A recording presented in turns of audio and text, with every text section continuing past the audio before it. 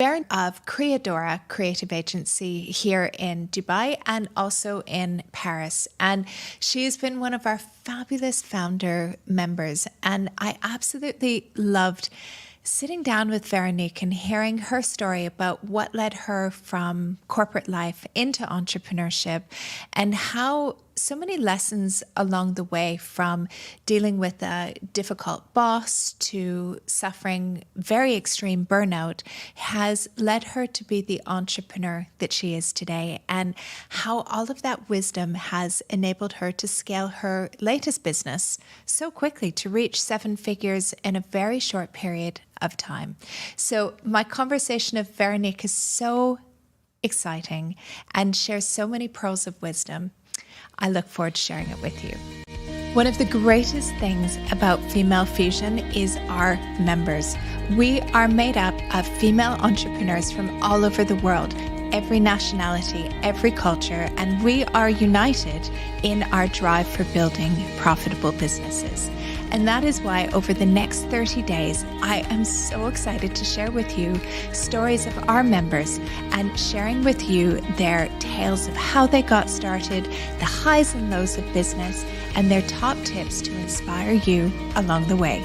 Welcome to another special episode of Women on the Rise. And this is our episodes where we are featuring 30 of our members from Female Fusion. And today I am joined by Veronique Bezou, who is the founder of Creadora. Welcome to the podcast, Veronique.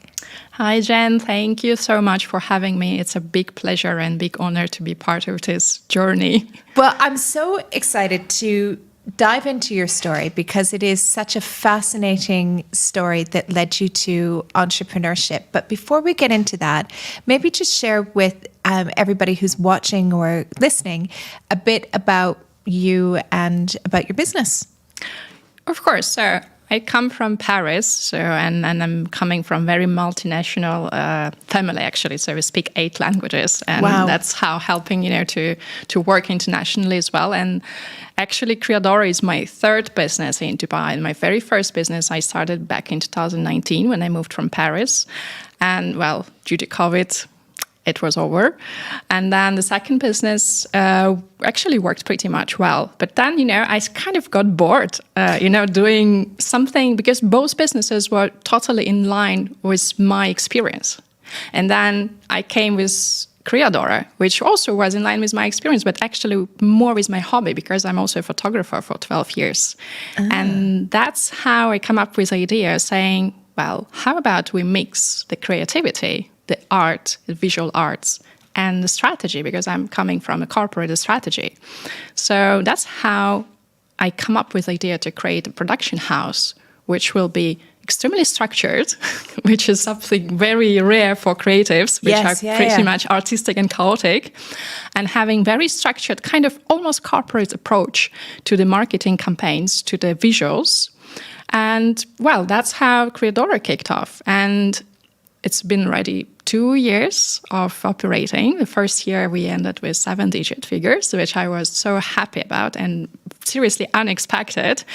And now we are rebranding to creative agency. So because we are just expanding our services to cover the whole brand journey, actually. And you have just set up an office in France as well, right? In Paris? We're trying to come, re-import the business to Paris, because we believe that there is a market there for us. We target basically, I wouldn't say the very huge companies. We target the mid-size because they want something better than average, but still they cannot afford, the big guys working for Vogue and all the others. And more importantly, this year I really wanted also to address the entrepreneurs because, many of them cannot afford, huge production house, but they still need help to set things right from the beginning, to basically save the cost afterwards. Absolutely, but good content is so key as well, especially in today's day and age. We need good content.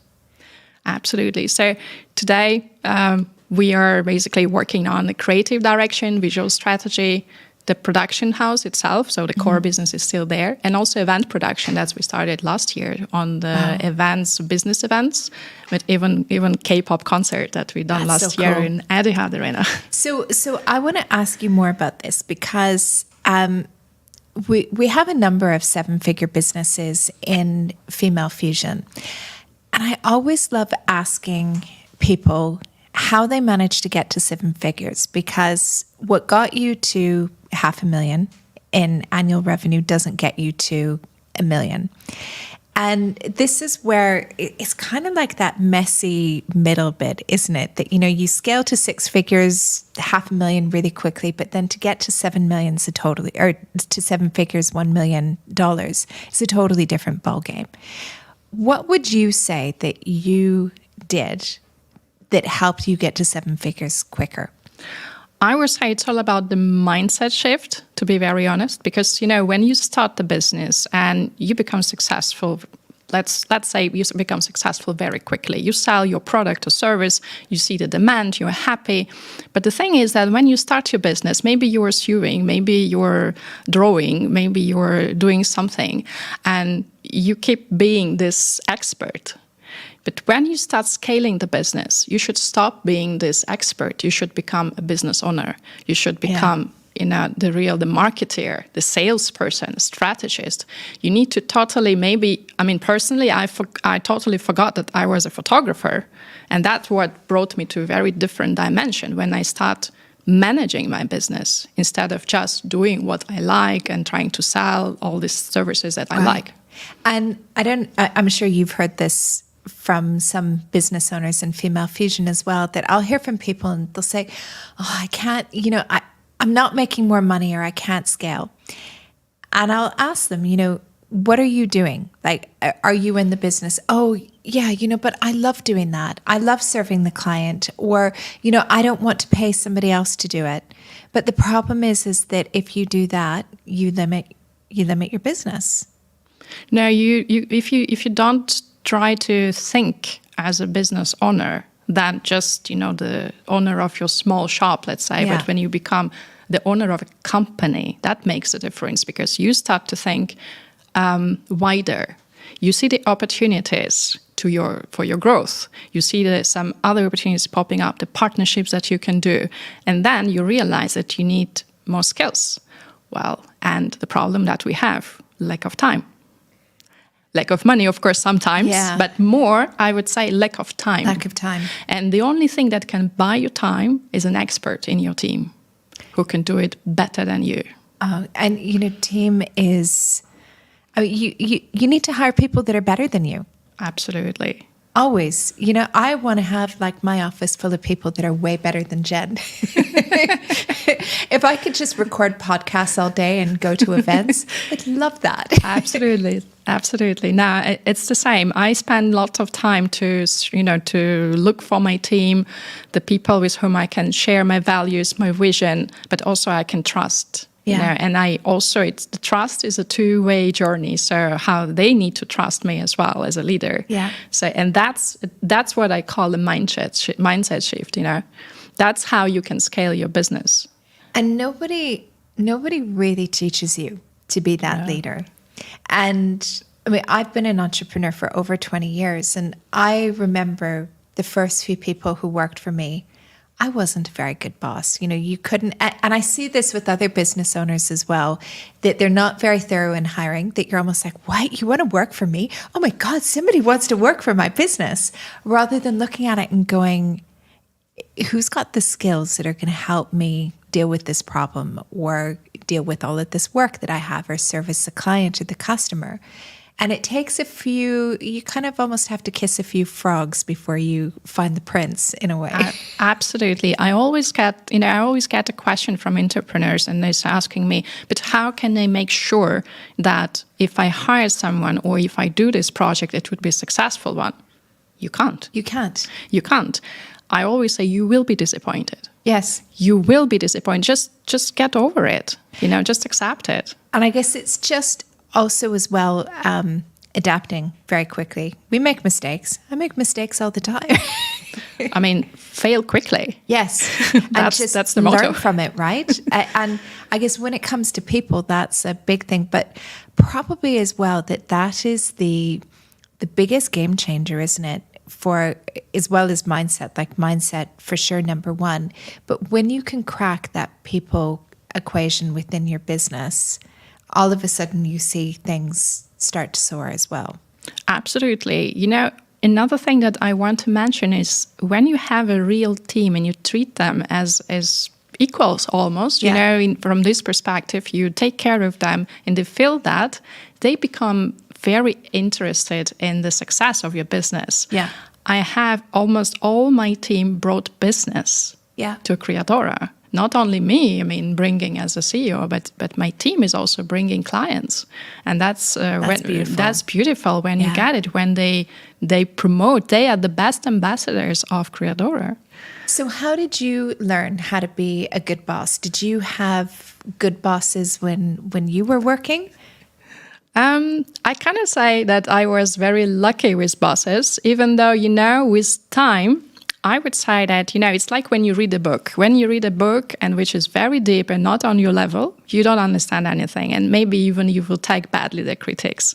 But after some time, I started realizing that some of my bosses were real good and they were teaching me very, very good things, which today helping a lot. But of course, I mean, I think I learned from the opposite example. You know, I learned it from the bad example of someone who didn't support me, who kind of mistreated me for long, and which was a big drama actually in tragedy in my life, because I ended up with a burnout due to this mistreatment at work. Wow. And the kind of, you know, very surprising thing that this person was a woman. So that's how you learn actually that, you know, the biggest enemy of a woman is not a man, you know, in the career, but another woman. Isn't that disappointing? I mean, it's like you see within Female Fusion, we are like so collaborative. And that's like, for me, really my values, that there is so much work out there for everybody. There's no need to be mean or competitive. You know, we're all running our own race. But I hate hearing it when it's been like another woman who isn't supporting another woman. It's so disappointing. Yeah, I think we are here to break this rule, you know. Yeah. And that's why I'm talking about it, even though I know that many people told me and would tell me right now, saying, come on, Veronique, why are you telling this? You know, this is not good. It's not something you need to share. And in the past, that's what I heard even from my boss saying, you know, don't talk about it. It won't work well for your career. But I believe that it's important to talk about it, because that's how we will change the mindset of people, and saying that there is no competition in this way. There is only collaboration, and you know the world is abundant enough to get your pie, you know, your piece of pie. So it's that word abundance as well that you said that I never really thought about it until recently, and I meet so many businesses and business owners, and I'm always looking at it and trying to work out what happens in a business to make it successful, and what characteristics does the entrepreneur have that makes a business successful. And I find that over years, I can tell when talking to a lot of businesses if they're going to make it or not. And having an abundant mindset is one of those criteria that I would say is so powerful, that if you're always holding on to things and kind of jealous and looking over your shoulder and worried about what other people are doing, that's very restrictive. But if you look at it and go, how can I share? How can I help? How can I be there? That you see that those businesses do so much better. Absolutely. I mean, I'm 100% after this, because I'm promoting it constantly, saying, guys, you know, we all have a huge amount of opportunities around us. Yeah. And especially, you know, I've been working for 6 years in partnerships for big multinationals. So actually partnerships. It's one of the opportunity that you can really scale your business easily, and it opens you new markets. So that's how you can grow. And but for this, you need to have the right mindset, you know, to see this. And people with scarcity mindset, they don't see the opportunities. Yeah, they are too scared that somebody will cheat on them, you know, and betray they trust and this and this. And, you know, when you're an entrepreneur, what I'm usually saying when they say, yeah, but, you know, how can we be sure or something? You cannot be sure about anything. But if you start a business, that means you kind of sign off not to play safe. Yeah. Well, it is that you're going to have things that are going to fail. Stuff is not going to work out. And what's going to make the biggest difference is how you respond to that. Do you stay at home and hide under your duvet and cry and watch Netflix for a week? Or do you dust yourself off, have a good cry or not, and go back and do it again, but learn from what happened? Absolutely. And see it from a different angle, you know? Yeah. Very often what I also see is many women, especially women, they try to put a blame on someone or something, you know, this happened, that happened, and that's why I wasn't successful.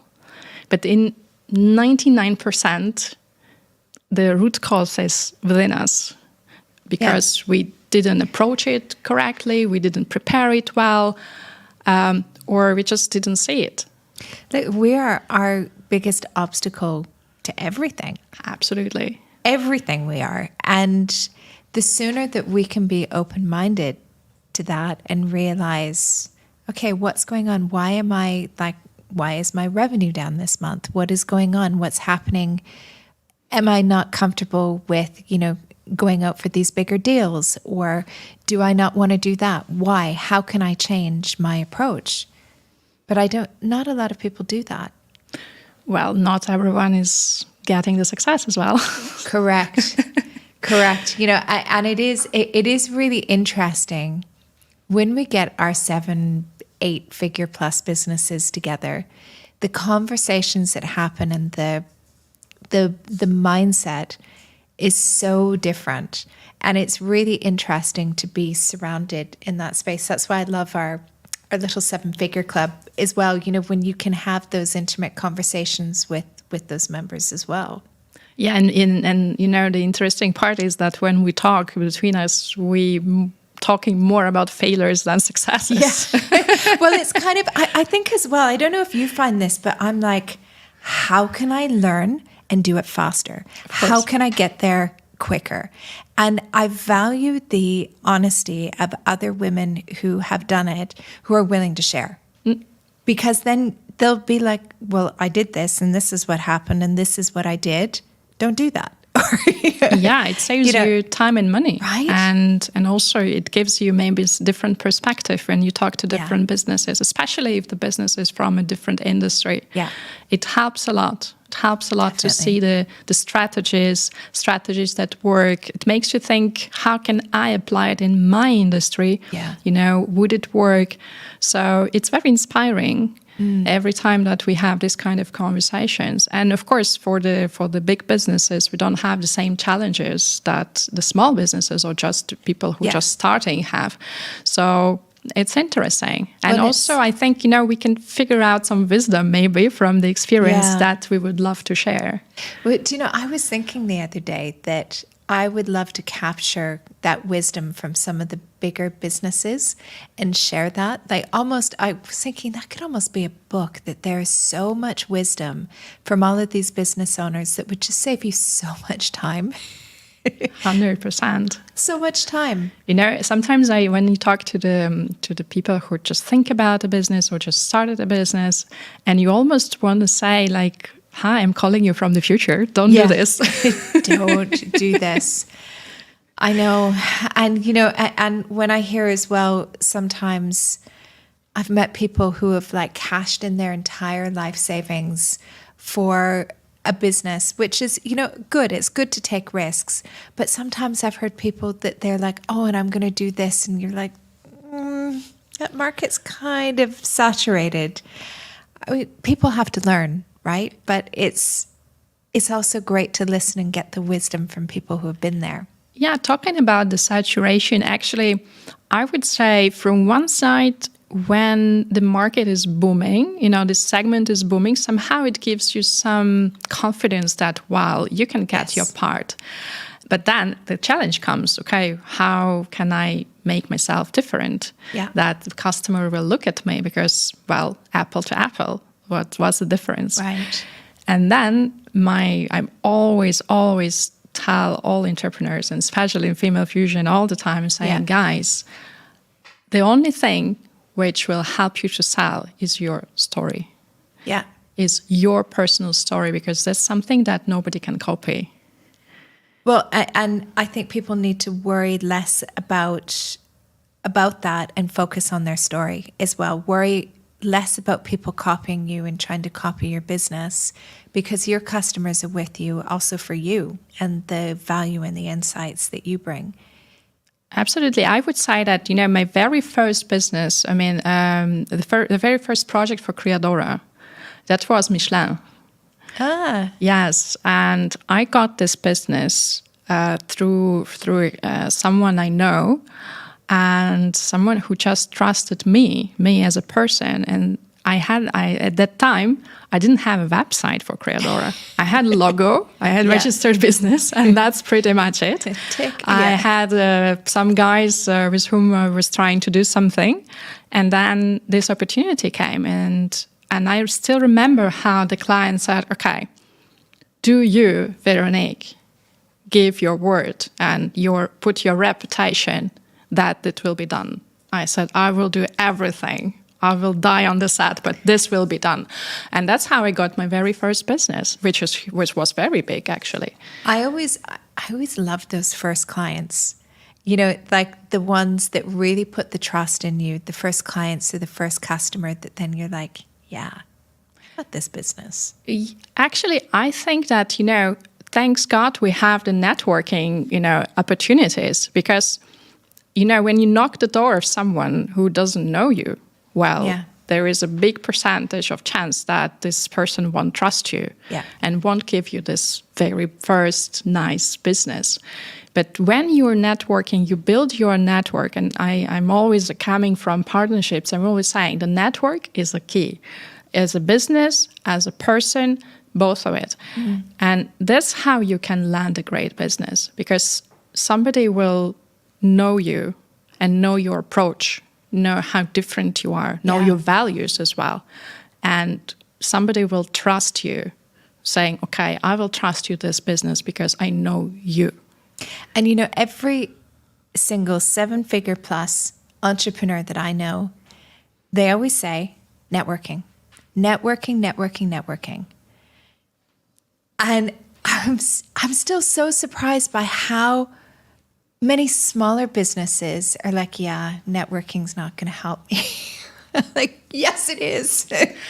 Listen to all of these people who have done it. The funny part is today, everyone talking about marketing, for example, everyone is so, mad about digital marketing. Yeah. And it's a part of our life anyhow. Totally. But I'm always saying, guys, but how about offline marketing? Yes. How about you create an event with inviting your customers, talking face to face to your customers or potential customers, or do something for them offline, right? Because the human touch, that's what's most important. Yeah. After all, you will get these huge businesses not out of Instagram. I'm very sorry to say. Definitely. You will get it. Maybe you will get the interest from Instagram, but you will get the business by talking. Yeah. By talking to a human being in front of you.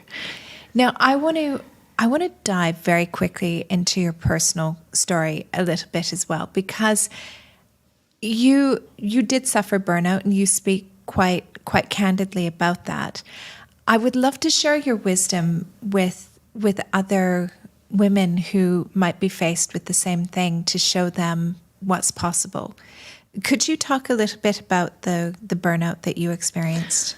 Yeah, so it was back in 2016. So that was a very difficult year for me because, first of all, the burnout happened. I was traveling a lot, actually, and it happened in the airport. So I had a very nice experience to being in the ambulance, across the tarmac and all this kind of spectacular things. And I didn't know what was happening to me. So I learned it just, when I was in the emergency, and the doctor said, well, mademoiselle, now you know your limit. And I was like, oh, wow. Actually, but I thought I could do everything. We have a limit. Yeah. Because how is it possible, Yeah. We have a capacity. And, well, when you're young, you don't think about it. And that's the first time I faced it. And it scared me a lot.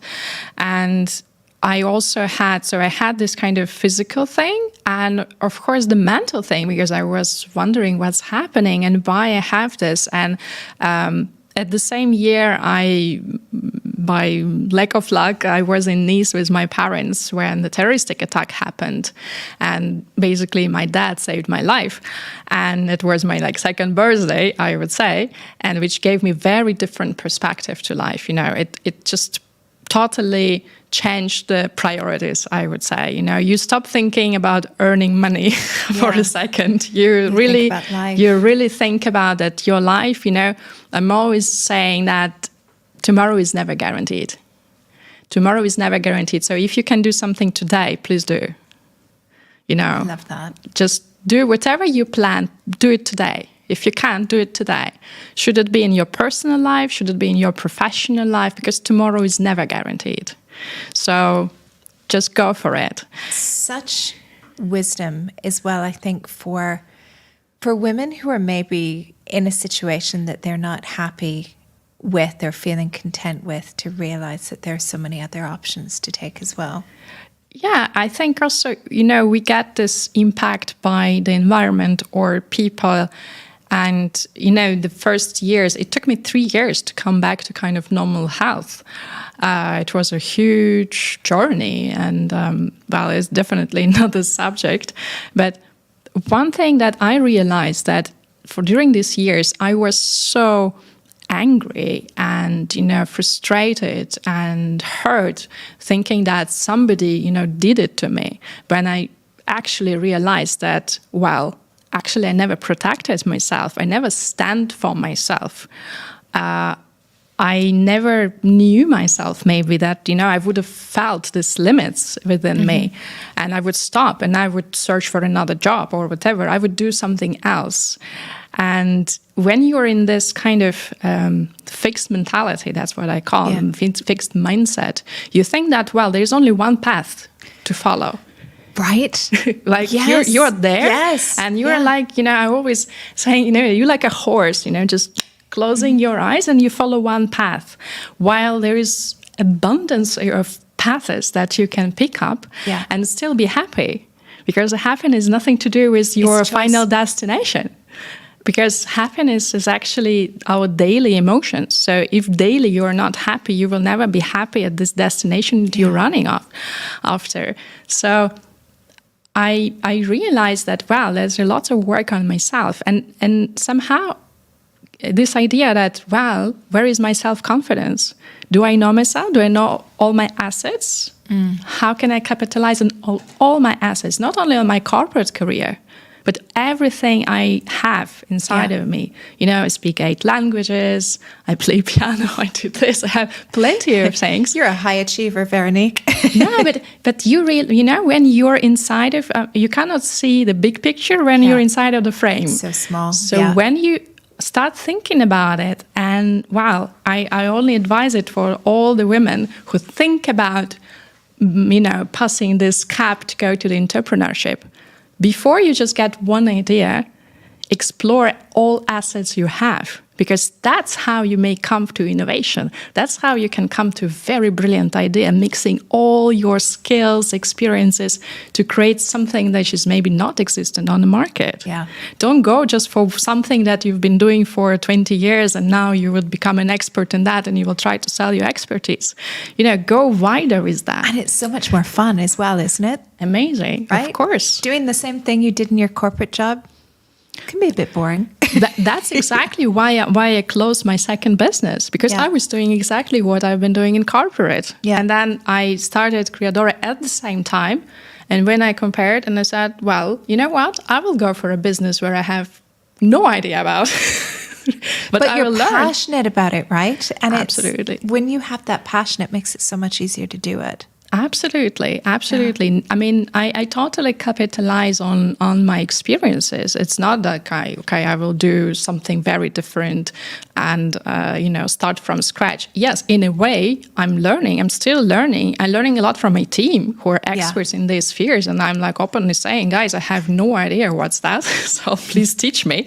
But I capitalize on my strategy knowledge, for example. And today I'm helping entrepreneurs or businesses, even big businesses, to refine their strategy, the visual strategy, the marketing communication strategy, so that basically they have the full, brand journey. They have this full big picture. Yeah, I mean, having that whole big picture and having the vision for your business is such an important thing to get right at the very beginning. And my goodness, we could spend hours just talking about that. That's something that I'm so passionate about as well. But I'm so grateful for you sharing your wisdom with us today. It's been such an interesting journey to hear about your experience and what's led you to create not one, but 3 businesses over the past few years. And keep being the remarkable entrepreneur that you are. You give so much to our community and you support so many female entrepreneurs. So I just want to thank you so much for doing that. Thanks so much for these kind words. You're welcome. Thanks for being on the podcast today. Thank you, Jen, and good luck to everyone. Thanks.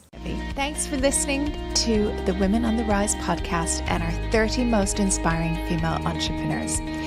If you are inspired by today's episode, why not come and join us in Female Fusion? We would absolutely love to have you. This is where you will be able to connect with the most incredible female entrepreneurs who are all committed to building a most profitable business. All you need to do is head over to femalefusionnetwork.com/join. I look forward to seeing you on the inside.